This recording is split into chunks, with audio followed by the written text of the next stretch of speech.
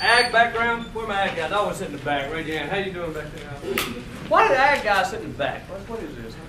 So people can sit around those big hats. I don't know what's this. Branding. You know why people brand things.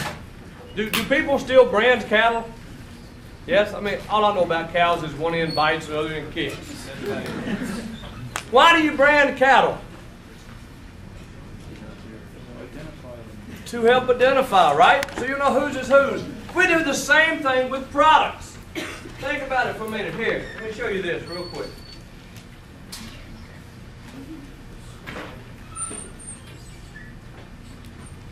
How many of you can recognize and tell me all four of those? Raise your hand. How many of you, who do we have here first? Oh, Charlie Tuna, yeah. Ho, ho, ho. Campbell soup. Hey, go ahead, yeah, this one. Yeah, if you missed number 4, you probably you may need to take remedial marketing. We don't know what's wrong with you if you missed number 4. So we still brand for some reason. Let's talk about some different terms we use when we talk about branding. When we say the word brand, brand is an umbrella term. A brand can be a name. A brand can be a symbol. Brand can be a design. In other words, it can be any feature that identifies your product offering from anybody else's. And in other words, if you had to guess, what would you say this is? A bottle of Coca-Cola? How many of you said a bottle of Coca-Cola? Why? Does it say that anywhere on there? If it does, you got better, well, you've had better eyes than I do. How do you know that's a bottle of Coke? Would that hourglass shape of that bottle be a distinct feature that sets it apart from its competitors? So part of the actual container, in this case, is part of the brand of Coke, because it's that distinct feature that sets it apart. Let's break it down a little further. We can talk about things such as brand name, brand mark. Let's talk about brand name. Brand name is the part of the brand.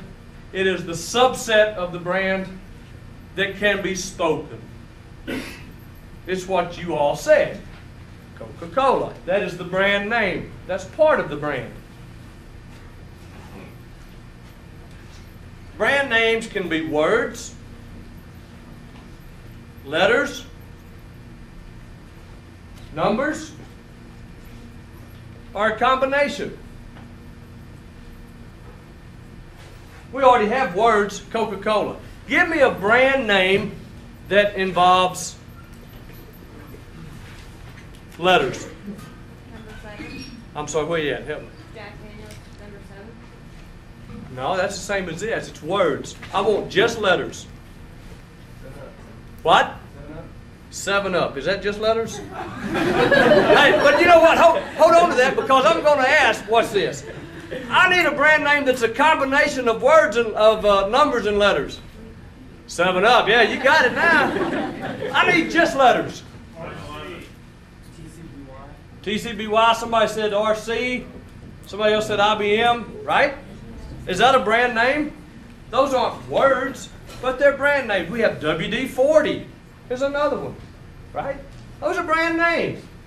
Brand mark. A brand mark is part of the brand that cannot be spoken. You cannot verbalize it. Let me look around here for a second. I know somebody in here can help me out. I know somebody can help me. See, because what I'm looking for is a brand mark. And I found one right here. Throw me that nasty hat. What is that? How do you know that? It's a brand mark, isn't it? You know that. Adidas, Mercedes. Not that I have to look at that one every day. How about our very own favorite, the Power Cat? Do you know what the Power Cat symbol is, and you know what it stands for? Certainly you do. That is a brand mark. It cannot be spoken, but it still helps identify your product. I'm looking at a sweatshirt right here and a cap with the Nike swoosh on it. We could also, right here on this bottle, have the little Coca-Cola wave. You know what I'm talking about? The little ribbon? Okay, that would be part of the brand mark. It's the part of the brand that cannot be verbalized. Anybody here want to go to law school? A lot of money to be made right here in the trademark business. Trademark is a legal designation. It's a legal designation. This gives you protection if you have a trademark. It means that you, as the owner of that trademark, have the exclusive right to use it. In other words, if you and I open a hamburger joint, we cannot use the golden arches. Why? The golden arches are a brand mark of whom? McDonald's. Even though we can't verbalize it, they are still covered by this. It's all under the trademark. And then last but not least, under branding, trade name. This is the legal name of the company. For McDonald's, it would be McDonald's. For Coca-Cola, it would be Coca-Cola. In other words, it's the legal name of the organization, not an individual product. Within Coca-Cola, we have Sprite, Tab, Fresca. Okay, those are not trade names. The trade name would be Coca-Cola. That's the organizational name. But all of this comes under that umbrella of brand. Even the part you can't say still comes under. If you look at anybody here got a bottle of Coca-Cola on them? If you look, that little wave, that little ribbon also has an R. I don't know if the Diet Coke has it or not, but the regular Coke does. And it's got the little registered trademark symbol. Y'all know what I'm talking about? Little circle with the R or the circle with the TM in it. Okay, probably if you've got something on from K-State and it's got a power cat, it will have that registered trademark symbol on there. So you know that that belongs to them. Why do buyers care if something's branded? Number one, it lessens their perceived risk. We go back to our Tide people. Where are my white or whites? Y'all are out there somewhere? Okay. Tide people have narrowed their risk. They know what brand they're buying. They know what to expect. They have these perceptions of, this is what it's going to do for me. So it lessens the perception of risk. And sometimes a brand or a trademark or a symbol can mean what? Status, right? If you drive a Mercedes, that's probably a little higher up the ladder than my 82 Jeep. Okay, a Rolex is worth more than a Timex, just the way it is. So sometimes branding can also be psychological. It can be a status symbol. And there may be some people in here who are that way. What about the people who are selling our product? What difference does it make to them whether or not it's branded? Well, once again, if we are selling a product for someone, we're buying products and reselling them to an end user, hopefully at a profit. True? So we're, as sellers, we want to buy successful brands so that we can move these along to our final purchasers. So it also lessens our risk. In other words, if I were going to have a grocery store, certainly I would want to carry Tide. Why? There's a big group of dedicated Tide users out there. That lessens my risk of being stuck with inventory, being stuck with product. I know I can move this. So it makes this repurchase thing easier for the buyers. So there are advantages to buyers and to sellers for something branded. Most of the products, about 99.9% of the products that people use in their everyday life are branded. Evidently, we still see unbranded products. Boy, not much. And actually, I started out talking about my cattle people, but that's not where branding actually started. Everybody know where branding actually got its start? Branding actually got its start years ago in the Renaissance era with artisans. And artisans would sign their work. And they still do if you buy a painting or anything else. But those were the first people to brand their products. And they would brand it by putting their name or their own special signature on there. That's where branding actually got its start. And we still use it, and we know it's powerful. Why? Almost every one of us in here make 100% on that, which that's good for this class. Right? Branding policies. There are different ways we can brand products. First way is to brand our products individually, no matter what we sell. A company that does this real well, Procter & Gamble. Every individual item in Procter & Gamble has its own brand, has its own brand mark, has its own brand name. Think about it. It's not called Procter & Gamble's Tide. It's not called Procter & Gamble's Crest. They have, each of them have their own brand name. Each of them have their own trademark. So Procter & Gamble is a real good example of a company that uses individual branding. They sell many, many, many items, but all of them are individually branded. All of them are individually branded. Individual branding has some advantages. Number one, it doesn't tie any product to the company. It doesn't necessarily tie any one product to the company, which may be an advantage if the company has a bad reputation. Because you know, about every 3 to 5 years, there's this thing that flies around on the internet about the satanic symbol of Procter & Gamble. Anybody ever read this thing? And there's 13 moons and stars or something, or I don't know the whole story. But you never see that affect Procter & Gamble sales. Why? Nobody buys a product that says Procter & Gamble's whatever. They're individually branded. Now, if Procter & Gamble used family branding and everything was named after Procter & Gamble, then we may see that create a problem for them because there would be a negative connotation. But since they use individual branding, it really doesn't affect them that often. Now let's talk about just the opposite of that, family branding, where basically all the firm's products are branded. All the firm's products are branded with the same name or at least part of the name. With the same name or at least part of the name. Great example of family branding that you know and use probably almost every day in your life. Kellogg's. Kellogg's Corn Flakes. Kellogg's Rice Krispies. Kellogg's Frosted Flakes. Have you ever eaten any of these products? Think about it. Everything in the dry cereal line that Kellogg sells has that as part of its brand name, does it not?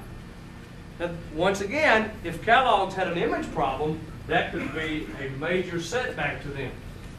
Okay? Of course, the advantage here is if the company has a great reputation, then when they introduce a new product, it already has a foothold in the market.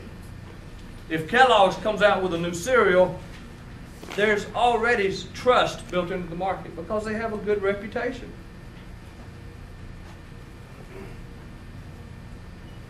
So Kellogg's uses this quite a bit, actually, family brand. Brand extension is when we use our brand name as part of an improved product or a new product. Well, we see this all the time. Procter & Gamble will do this, brand extension branding, Tide with bleach. The Tide-free stuff for all you sensitive people that don't like the perfumes and dyes. And Clorox now is doing it.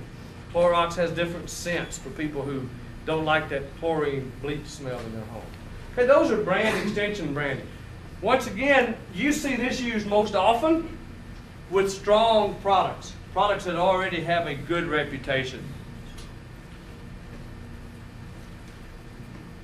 It's a different product, but they use the same name.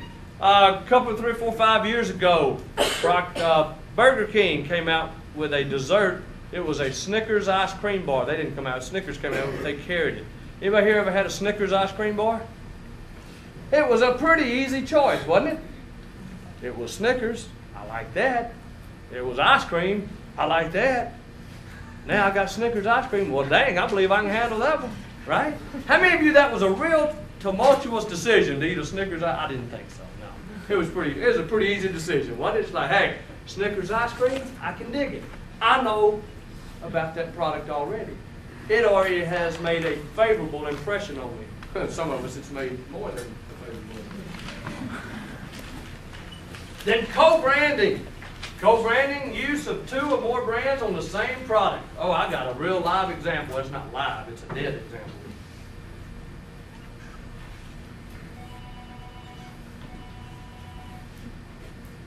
There's all kind of examples of co-branding. Anybody here seen the Eddie Bauer Ford Explorer? Eddie Bauer edition of that? That's co-branding, is it not? Ford and Eddie Bauer going together. People have to have designer cars, I guess. But then one of my all-time favorites. Are y'all ready for this one? This really is one of my all-time favorites, co-branding activity. Now, you probably can't see that right there. Wait a minute. I can get the right place.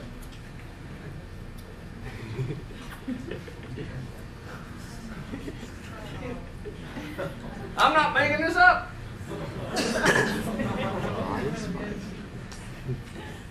That's right. Spam with your bag. Wait, out here. Tell them that that's a real, yeah. That's a real, yeah. This is not fake. This is not something I had Hormel make up for class. This is honest to God. It's Spam flavored with Tabasco. We also see Slim Jim has done. Anybody notice that? You can buy Slim Jim flavored.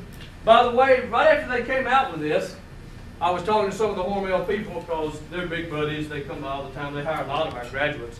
And they were telling me that this was doing, I asked them, it was in the test market phase, and we'll talk about test marketing in a couple of chapters.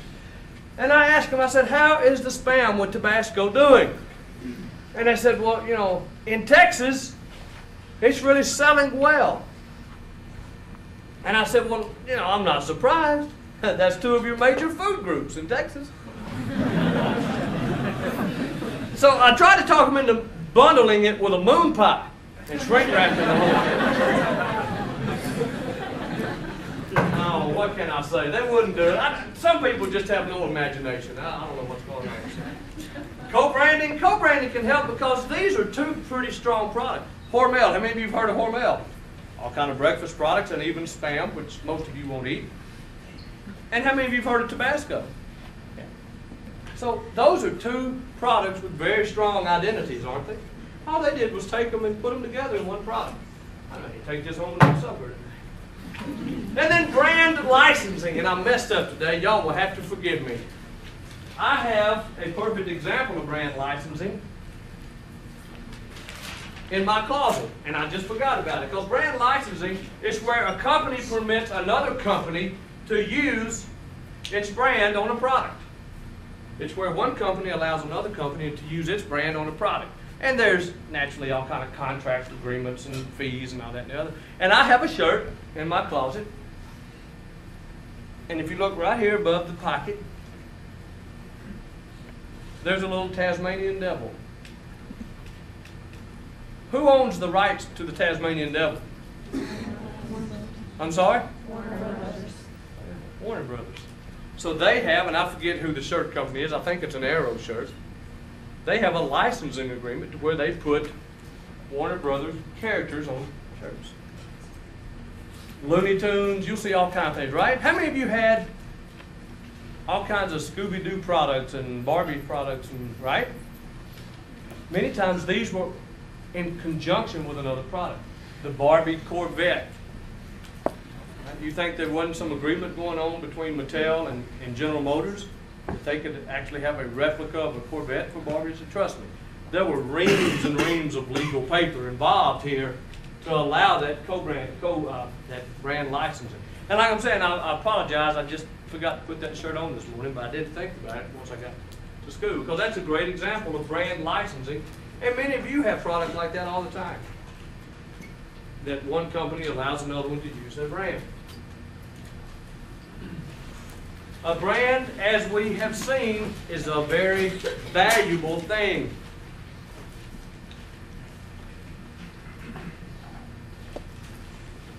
Very valuable thing. You want to protect it. I'm sorry, I was reading the recipe on the back here, trying to figure out what we're going to do for supper. First of all, you want to register your brand name. Okay? You want to register it. As far as I know, trademarks can still be registered for 20 years at a time. And once you register it, you can renew it from then on indefinitely for for blocks of 20 years. But somebody can't come in at the end of your 20 years and go, oh, I want it. No. As long as you renew it, you can keep. And if you keep a trademark, what does that mean? That means it gives you the exclusive right. So is it pretty important to you by the time you pay all these lawyers and do all this? Do you think you want to keep that up? Certainly you would. You want to protect your brand.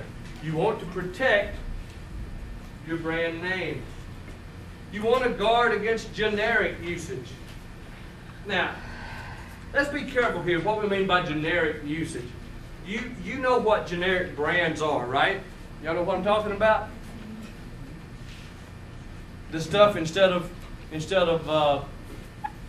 Green Giant corn, it just says corn. You know what I mean? And they sell all kinds of different generic products. Back in the 70s, you could even buy, and I'm not making this up, you could buy 6 packs of 12-ounce cans with a plain white label, black block lettering that said beer. They sold generic beer. Y'all ever seen true generic products? Now, I'm not talking about store brands, I'm talking about true generic products. There aren't many of them left anymore. Okay, that's not what we're talking about. We're not talking about generic products. Generic products now only make up about 1/10 of 1%. Back in the 70s, late 70s, early 80s, generic products made up about 10% of our market. You know why? Y'all weren't alive back then. For those of us in this room who were alive back then, inflation was rampant in the 70s and 80s. People were saving money every way we could. We even had little buttons that said "Win, whip inflation now." Anybody remember that? Probably not. A few of us do. Yeah. Whip inflation now. The government, our own government, put price controls in place. They froze prices on products. And so generic, because they were cheaper, actually made up a good bit of what people bought. Now you don't see that anymore. Oh, students will buy the store brand of macaroni and cheese. Anybody here bought the Always Save or whatever store? Yeah. Good news is when you get out of college, you can afford the Kraft macaroni and cheese. You'll be all right. Hang in there a couple more years. But you don't see many true generic products anymore. I will give you a word to the wise. Do not buy the generic toilet paper. It's worth it. Just spend the extra 25, 30 cents. You'll be proud. And then counterfeiting has also become important. Especially overseas, people will counterfeit things. But in the U.S., what happens if we go back to this generic thing, generic usage? What happens is, and I will, let me throw that up. I hope that's out of focus. If it's not, I got to go out back here. Is that a little bit out? Nah, it looks better. When a brand name becomes generic, here's what happens. The word becomes part of our everyday usage. And then some court somewhere will decide that, well, if it's just part of everyday usage, no one should have exclusive rights to it. What happens here, we use the brand name to describe the product category. Let me give you some examples. We're fixing to play a little game doing this, by the way. When I was growing up, and we wanted to photocopy something, we would grab a sheet of paper and tell one of our friends, hey, would you run Xerox this for me? Now, you all I don't think say that as much, do you? How many of you say Xerox? That sort of has gone by the wayside. My mother and daddy were growing up, the generic term for refrigerator would have been Frigidaire. A lot of people call them Frigidaire. We don't do that anymore. But we still have problems. And you notice up here, they have a copy machine, a Xerox machine. And every now and then, Xerox and Kleenex and people like this will run ads asking you to please be careful and not use their names generically. Because if it becomes part of our everyday language, they will lose the exclusivity to do that. And I know what you're thinking. I know exactly what you're thinking. I know what you're thinking right now. You're saying, well, that would never happen. right? Because it hasn't happened in your lifetime. We have not had a word become generic enough that we've lost exclusivity. Let me give you some examples of words that have, in the past, brand names that have been changed because they became part of the everyday language, and this is why companies are concerned about it. Aspirin used to be a brand name. Is it a brand name anymore? We use it every day. Here's one that's going to hit close to home to those of us old enough to teach this class. Shredded wheat. Shredded wheat used to be a brand name, not anymore. Escalator used to be a brand name. Cellophane used to be a brand name. Kerosene. Anybody ever used kerosene? Used to be a brand name, not anymore. It's become part of our everyday usage. So here's what I want you to think about. And I've got Geraldine, who is so graciously offered to come help me because I don't write good on the board. I want you to stop and think a minute. You can talk to your neighbors for a second, but I don't think you're going to need to. I think you can come up with it on your own. I want you to think about terms that you know that are in danger of becoming generic. Come on up, Geraldine. I will jumpstart you with a few because I'm just a heck of a nice guy. Okay? Terms such as, I've already given you these. Kleenex. How many of you say, you go run into your roommate and go, quick, quick, hand me a tissue, my nose is running. What do you yell? I need a Kleenex. You were a little kid and you skint your knee or your elbow up. What did you run in and tell your mother? I need a Band-Aid. Did you ask for an adhesive bandage? So we know we got Kleenex. We know we got Band-Aid. But there are a lot of them out there. And I'll give you a hint here. Many of them are found in the garage or the workshop. Many of them are found in the kitchen. So take a minute, think about it. What we're looking for are brand names that we use to describe product categories. When you come up with one you think will work, raise your hand. Oh, Geraldine, boy, they're ready for you. Jello. Jello. Right? Don't we use Jello for any gelatin? Crisco. Pop-Tarts. Pop-Tarts. There's a guy who's about to cook, girls. Jump all over that. Skill sauce. Skill sauce. See, there's a guy thinking about the workshop. Coke. Southern lady, are you? Yeah, Southerners use the word Coke to mean anything. Hey, you want a Coke? Yeah, grab me a Dr. Pepper. What? Post-it note, yeah. Any kind of sticky note, we can call it a post-it note, no matter if it is or isn't. Tupperware. Tupperware. Yeah, that's a dangerous one. Frisbee.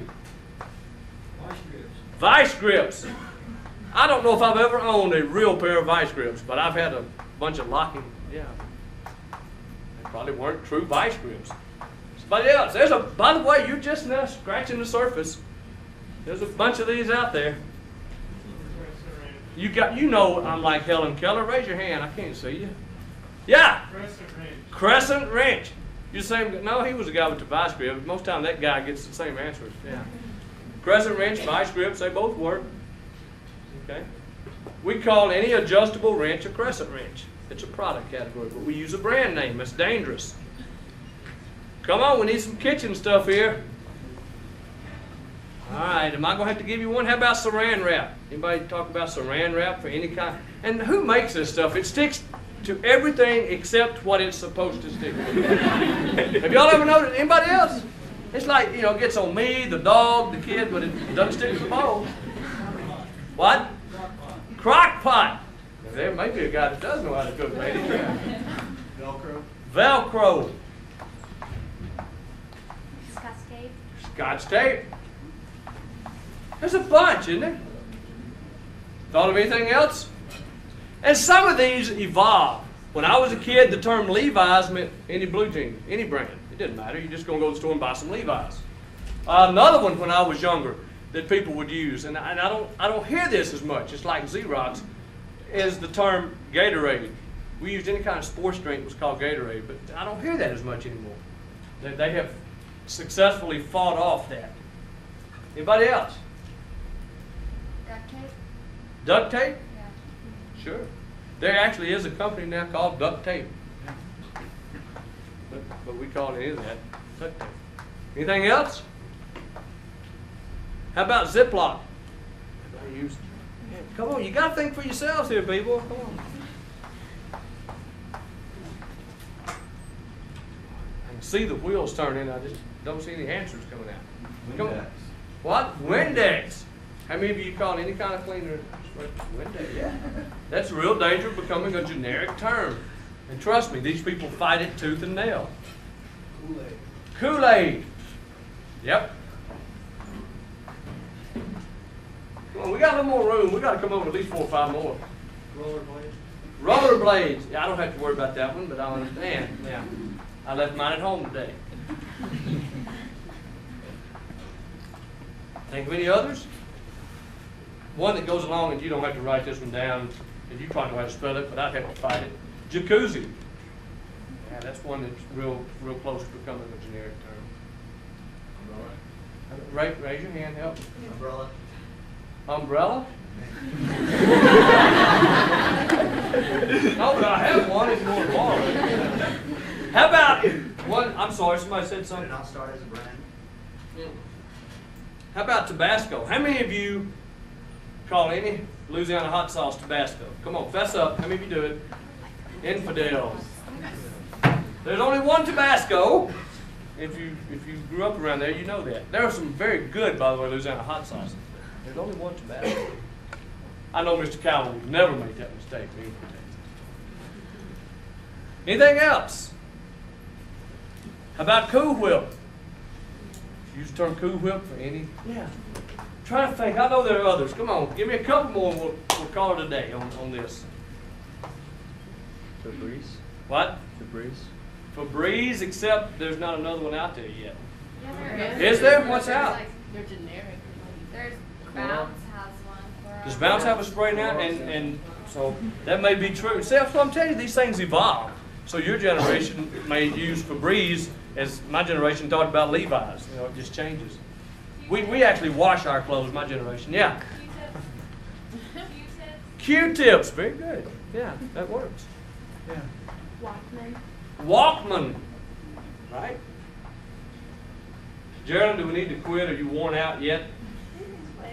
We can quit. All right, give it up for Geraldine. She helped us out.